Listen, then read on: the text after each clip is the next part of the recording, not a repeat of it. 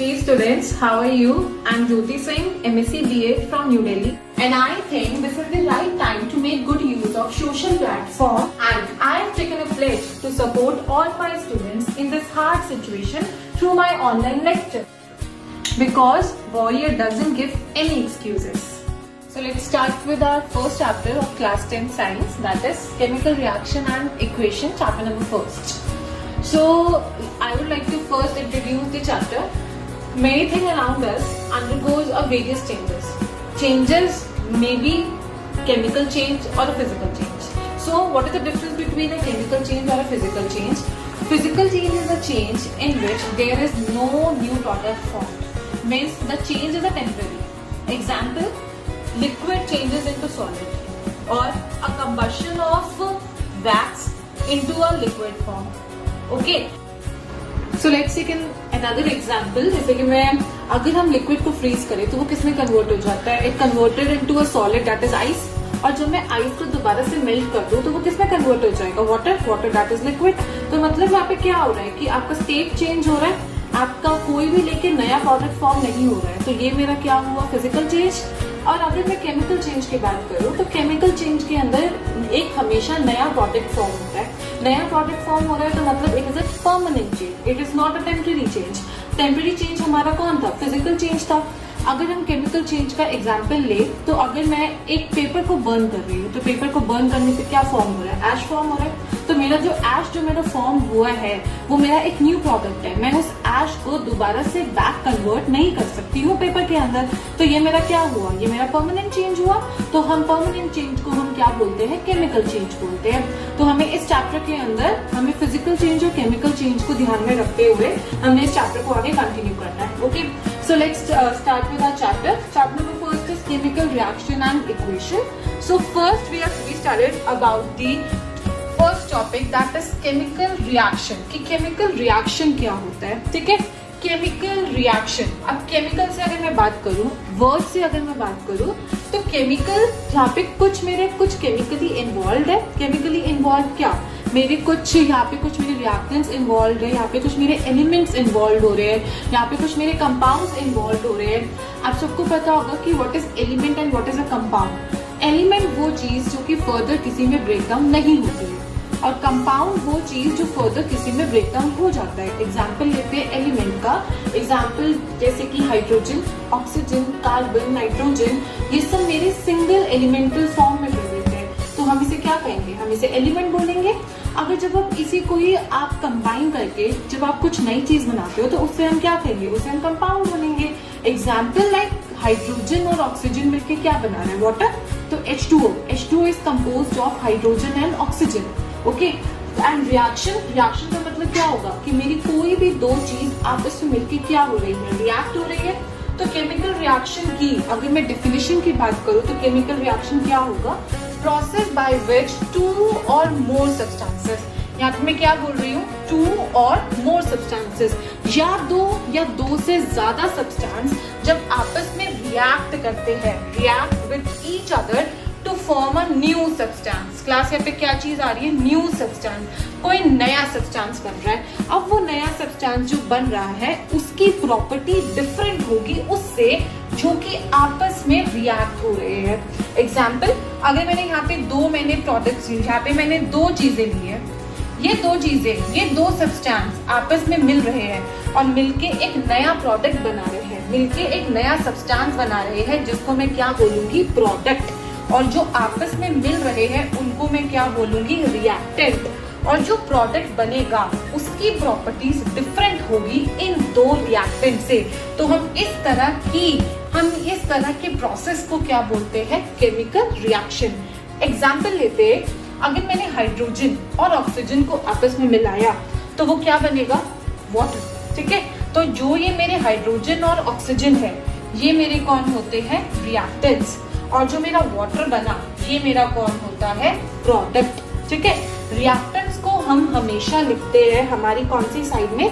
Left hand side पे. और जो हमारा प्रोडक्ट होता है वो हमेशा हमारी कौन सी साइड पे आता है? राइट हैंड साइड पे. ओके, हम लोग एक और एग्जाम्पल लेके देखते हैं. अगर मैंने मैग्नीशियम और ऑक्सीजन को आपस में मिलाया, क्या लिया मैंने? मैग्नीशियम और ऑक्सीजन. मैं इन दोनों चीजों को आपस में प्लस कर रही हूँ, मतलब ये मेरे कौन हुए, रिएक्टेंट्स। तो रिएक्टेंट वो चीज जो कि आपस में कंबाइन हो रही है। तो मैग्नीशियम और ऑक्सीजन आपस में मिलके क्या बना, MgO। मतलब MgO का मतलब हुआ मैग्नीशियम ऑक्साइड। इसकी प्रॉपर्टी इन दोनों से क्या है, डिफरेंट है। तो मतलब जब मैंने दो सब्सटेंसेस को, जब मैंने दो रिएक्टेंट्स को आपस में कंबाइन किया, तो कंबाइन होके मेरे पास एक नया सब्सटेंस फॉर्म हुआ, जिस न्यू सब्सटेंस को मैंने क्या नाम दिया, प्रोडक्ट। तो हम दोबारा से रिकॉल कर लेते हैं एक बार डेफिनेशन को। प्रोसेस बाय विच टू और मोर substances react with each other to form a new substance with different properties is known as chemical reaction. Let's go more deeper with the topic chemical reaction to understand this much better. So next can we take the examples of chemical reaction. So first example, आप सबको पता होगा, so what is photosynthesis? Photosynthesis is basically the production of food by plants with the help of carbon dioxide and sunlight and water. CO2 plus water. CO2 plus water. मैंने यहाँ पे दो चीजों को प्लस किया लेफ्ट हैंड साइड में, तो ये मेरे कौन हुए, रिएक्टेंट्स। CO2 और water in the presence of sunlight, in the presence of sunlight ये आपस में रिएक्ट किए। इन दोनों ने आपस में रिएक्ट होके, ऑब्वियसली आपस में रिएक्ट हो रहे हैं, तो क्या बनाएंगे, एक न्यू प्रोडक्ट बनाएंगे। अगर मैं बात कर रही हूँ फोटोसिंथेसिस की, तो फोटोसिंथेसिस क्या है, यहाँ पे फूड ही तो बनेगा। अब फूड का मतलब प्लांट्स के केस में फूड क्या होता है, प्लांट्स के केस में फूड बनता है ग्लूकोज। अब वो ग्लूकोज फूड बना कैसे, जब मेरा CO2 और water, CO2 presence in atmosphere और वाटर कहाँ से मिल रहा है, प्लांट्स को रूट से मिल रहा है। तो ये CO2 और वाटर जब आपस में रिएक्ट हो रहे हैं, तो हम इसको क्या बोलेंगे, रिकॉल करो, क्या बोलेंगे हम इनको, रिएक्टेंट। ये आपस में रिएक्ट हो रहे हैं in the presence of sunlight. अब यहाँ पे मैंने बोला है in the presence of sunlight, मतलब मेरा कहने का मतलब ये है कि यहाँ पे क्या, कहीं पे भी किसी भी केमिकल रिएक्शन में जब भी कोई दो या दो से ज्यादा चीजें आपस में रिएक्ट करती है, तो वो किसी ना किसी चीज की प्रेजेंस में करती है। तो CO2 और H2O in the presence of sunlight ये आपस में रिएक्ट हुए और इन्होंने रिएक्ट होकर यहाँ पे फूड बनाया। अब मेरा फूड यहाँ पे कौन था, C6H12O6। C6H12O6 क्या है, ये है ग्लूकोज, मतलब फूड ऑफ प्लांट। तो ये क्या बना मेरा प्रोडक्ट, क्या बना मेरा, ये प्रोडक्ट बना C6H12O6। और ये क्या रिलीज करता है, plants during the process of photosynthesis क्या रिलीज करते हैं, ये रिलीज करते हैं ऑक्सीजन। ऑक्सीजन रिलीज किधर करते हैं, एटमॉस्फेयर में। एटमॉस्फेयर में रिलीज करेंगे तो हम ही तो इस ऑक्सीजन को इनहेल करेंगे, और ये CO2 जो एटमॉस्फेयर से इसको मिल रही है, ये कहाँ से आ रही है, ये हम लोग जो एक्सहेल कर रहे हैं, ठीक है। तो ये मेरा एग्जाम्पल किसका हुआ, केमिकल रिएक्शन का। मतलब CO2 और वाटर आपस में रिएक्ट कर रहे हैं, मतलब रिएक्टेंट्स आपस में मिलकर इन्होंने क्या बनाया, एक न्यू प्रोडक्ट बनाया जिसका नाम है ग्लूकोज। और इस प्रोडक्ट की जो प्रॉपर्टीज है इन दोनों से क्या है, डिफरेंट है। अब अनदर एग्जाम्पल लेते हैं। अगर मैं बात करूं, कार इज रस्टिंग। रस्टिंग का मतलब क्या हुआ, किसी भी चीज पे जंग लगना, ठीक है। किसी भी चीज पे जंग लगना मतलब उसका क्या होता है, रस्टिंग। रस्टिंग मतलब उस पे एक लेयर फॉर्म हो जाती है, उस पे एक लेयर फॉर्म हो जाती है। अगर रस्टिंग हो रहा है तो मतलब मैं क्या बोलूंगी कि मेरा क्या हो रहा है, मेरा केमिकल रिएक्शन हो रहा है उधर। कैसे केमिकल रिएक्शन होता है, आयरन जो है, रस्टिंग हमेशा किस पे होती है, आयरन पे होती है। रस्टिंग हमेशा किस पे होती है, लोहे पे होती है। आयरन, अगर मैं आयरन मेरा किसके साथ रिएक्ट करेगा, जो भी मेरा मॉइस्चर प्रेजेंट होगा एयर के अंदर। मॉइस्चर मतलब वाटर, मैंने साथ में लिया ऑक्सीजन, ठीक है। ये मेरा जब आपस में रिएक्ट किए, अब यहाँ पे देखो 2 और मोर, हमेशा मैं 2 ले रही थी, लेकिन यहाँ पे आ रहे हैं 2 और मोर, मतलब मेरे 3 आ गए, ठीक है। तो मेरे ये 3 रिएक्टेंट्स आपस में रिएक्ट करके इन्होंने क्या बनाया, Fe2O3.XH2O। मतलब ये मेरा किसका फॉर्मेशन हुआ, ये मेरा रस्ट का फॉर्मेशन हुआ। अब आप लोग यहाँ पे सोच रहे होंगे कि what is X? X is actually number of moles of water. अब हम इस चीज को हम लोग डिस्कस करेंगे हमारे फर्दर आने वाले टॉपिक के अंदर। आपको 2 एग्जाम्पल से काफी कुछ समझ आ गया होगा। चलो अब हम एक थर्ड एग्जाम्पल की बात करते हैं ताकि आपको और बेटर अंडरस्टैंडिंग हो जाए केमिकल रिएक्शन के टॉपिक की। अब मैं बात करती हूँ फॉर्मेशन ऑफ वाइन। वाइन की अगर मैं बात करूँ, वाइन कैसे बनती है? वाइन बनती है जब मैं फर्मेंटेशन करवाती हूँ किसी भी फ्रूट की या किसी भी सीरियल की। फर्मेंटेशन मतलब कैसे? अगर मैंने बात करी, अगर मैं एक एग्जांपल ले रही हूँ grapes is a fruit, grape एक फ्रूट है, ठीक है। अगर मैं ग्रेप को मैं फर्मेंट करूंगी, ग्रेप को मैंने फर्मेंट किया, फर्मेंट मतलब मैंने ग्रेप को बहुत ही सड़ा गला दिया, ठीक है। ग्रेप को फर्मेंट करने पे मेरे पास एक चीज बनती है, एक प्रोडक्ट बनता है जिसको मैं कहूंगी एल्कोहल। एल्कोहल बनेगा, एल्कोहल और क्या रिलीज होगा? मेरा CO2 रिलीज होगा। अब जो मेरा ये ग्रेप्स है, अब यहाँ पे ग्रेप्स को अगर मैं केमिकली बात करूँ तो ग्रेप के अंदर क्या प्रेजेंट होती है? ग्रेप के अंदर तो शुगर प्रेजेंट होती है ना। अब ये मेरा शुगर क्या है? ये मेरा शुगर है C6H12O6, मतलब मेरा रिएक्टेंट टूट के देखो नंबर ऑफ प्रोडक्ट्स के अंदर डिवाइड हो रहा है। अब प्रोडक्ट जो मेरा बना यहाँ पे कौन बना? एल्कोहल बना, ठीक है। तो ये भी मैंने एग्जांपल आपको अंडरस्टैंडिंग के लिए बताया है केमिकल रिएक्शन के लिए, कि मतलब मेरा रिएक्टेंट यहाँ पे ग्रेप्स हो गया, मतलब शुगर हो गया, जो कि ब्रेक डाउन होके मेरे शुगर ने ब्रेक डाउन होके क्या बनाया? एक न्यू प्रोडक्ट बनाया, और वो न्यू प्रोडक्ट मेरा कौन था? एल्कोहल था। तो केमिकल रिएक्शन क्या हुआ? जब भी मेरे 2 या 2 से ज्यादा चीजें आपस में मिल रही है तो मिलके वो एक मेरा न्यू प्रोडक्ट बना रही है, ठीक है। तो मैं उस चीज को क्या बोलूंगी? Chemical reaction. जिस तरह से 2 या 2 से ज्यादा रिएक्टेंट्स आपस में मिलके एक प्रोडक्ट बना रहे हैं, हमेशा एक नहीं, जरूरी नहीं है कि एक ही बनेगा, वो एक से ज्यादा भी बन सकते हैं, ठीक है। तो हम इस चीज को हम क्या बोलेंगे? केमिकल रिएक्शन बोलेंगे। And now we'll talk about how to identify a chemical reaction.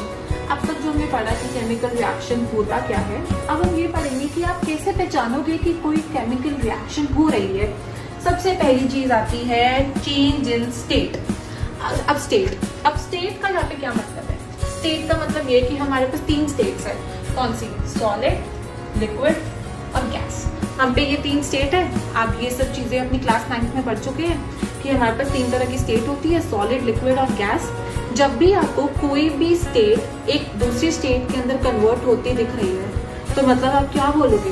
कि हाँ भाई कुछ केमिकल रिएक्शन हो रहा है, मतलब चेंज इन स्टेट। अगर मैं बात करूं, लिक्विड कन्वर्ट हो रहा है सॉलिड के अंदर, मेरा वाटर कन्वर्ट हुआ किसके अंदर? आइस के अंदर, मतलब मेरी एक स्टेट कन्वर्ट हुई दूसरी स्टेट के अंदर, तो मैं क्या बोलूंगी? कि यस, अ केमिकल रिएक्शन आपका। नेक्स्ट आता है आपका चेंज इन टेम्परेचर। अगर आपका कोई भी केमिकल रिएक्शन करते हुए उस दौरान अगर किसी भी चीज का टेम्परेचर या डिक्रीज हो रहा है या इंक्रीज हो रहा है, इंक्रीज या डिक्रीज होने की वजह से आप क्या कहोगे उसे? कि हाँ केमिकल रिएक्शन हुआ है। नेक्स्ट आता है चेंज इन कलर। अगर आप किसी भी 2 केमिकल्स को आपस में मिक्स कर रहे हो, मिक्स करने पर अगर उस केमिकल्स का कलर चेंज हो जाता है, तब भी आप क्या बोलोगे? कि हाँ केमिकल रिएक्शन हुआ है। नेक्स्ट आता है आपका, that is 4th one, evolution of gas. Evolution का मतलब क्या होता है? गैस का निकलना, गैस का पास होना। तो मैं इस चीज को क्या बोलूंगी? अगर एवोल्यूशन ऑफ गैस हो रहा है, मतलब गैस रिलीज हो रही है, तब भी आप क्या बोलोगे? कि हाँ केमिकल रिएक्शन हुआ है। एक एग्जांपल लेते हैं, Zn plus H2SO4। Zn is zinc, H2SO4 is sulphuric acid. जब ये 2 आपस में रिएक्ट किए, अच्छा रिएक्ट किए तो हम इसे क्या बोलेंगे? रिएक्टेंट्स। रिएक्ट किए तो रिएक्ट करके इन्होंने बनाया ZnSO4, मतलब जिंक सल्फेट बनाया। ये जिंक सल्फेट मेरा क्या है? प्रोडक्ट। ये मेरे जिंक और H2SO4 क्या है? रिएक्टेंट्स। तो जैसा कि आप देख पा रहे हो, ये मेरे रिएक्टेंट्स किस तरफ पे है? लेफ्ट साइड पे। ZnSO4 मेरा किस तरफ पे है? राइट साइड पे। तो LHS में कौन आते हैं? रिएक्टेंट्स। RHS में कौन आता है? प्रोडक्ट। तो ये इस तरह के रिएक्शन को हम क्या बोलते हैं? केमिकल रिएक्शन, ठीक है। तो मेरा जिंक और सल्फ्यूरिक एसिड जब आपस में रिएक्ट हुआ तो क्या बना? ZnSO4। क्या बना? ZnSO4। बच कौन गया? हाइड्रोजन। तो जो ये हाइड्रोजन बचा, मतलब ये हाइड्रोजन क्या हुआ है? हाइड्रोजन रिलीज हुआ है। ऊपर का एरो जब मैं इस तरह से बना रही हूँ तो ये हमेशा साइन किस चीज का हो रहा है कि मेरी कोई चीज रिलीज हो रही है। तो यहाँ पे मेरी हाइड्रोजन क्या हुई है, रिलीज हुई है। हाइड्रोजन हमेशा किस फॉर्म में रिलीज होती है, in the form of gas. तो मतलब जिधर भी एवोल्यूशन हुआ है गैस का, तो मैं तब भी इस रिएक्शन को क्या बोलूंगी कि हाँ केमिकल रिएक्शन हुआ है। ठीक है, अब मैं नेक्स्ट लेती हूँ formation of precipitate. So what is precipitate? Precipitate का मतलब होता है कोई भी बल्क ऑफ मास, कोई भी सॉलिड मास है जो कि मिक्स नहीं हुआ और वो नीचे इकट्ठा हो गया।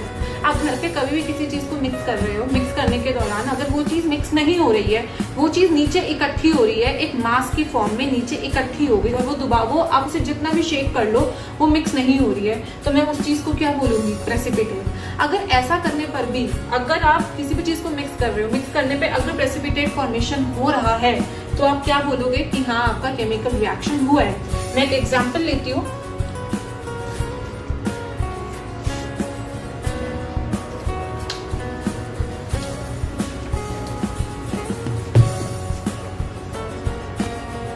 Na2SO4 प्लस BaCl2, मैंने ये दो सॉल्ट लिए, सोडियम सल्फेट और बेरियम क्लोराइड। इन दोनों को मैंने जब आपस में रिएक्ट कराया तो मेरे पास NaCl का सॉल्यूशन बना और BaSO4 की प्रेसिपिटेट फॉर्म हो गई। तो मैं यहाँ पे मेरा प्रेसिपिटेट फॉर्मेशन हो गया, तो मैं इस रिएक्शन को क्या कहूंगी, केमिकल रिएक्शन। कोई भी वो चीज जो आपस में रिएक्ट होकर एक नया प्रोडक्ट बना रही है, मैं उस हर चीज को क्या बोलूंगी कि हाँ केमिकल रिएक्शन हुई है। So students, I hope you all understood the topic chemical reaction, and I'll take the next class on the topic chemical equation in the next separate session. By the time, stay safe, stay home.